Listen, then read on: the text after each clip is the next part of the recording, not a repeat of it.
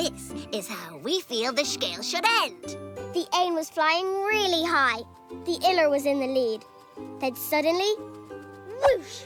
A big wind lifted the iller higher and higher until he finally landed on the moon, where he lived happily ever after.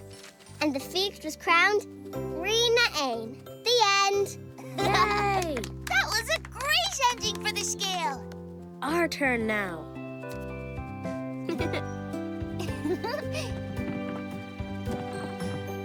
The iller and the fiach were flying higher and higher.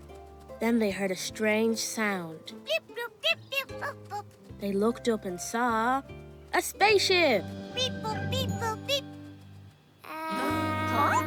Inside, they made a new friend, and they went on lots of fun adventures. The end.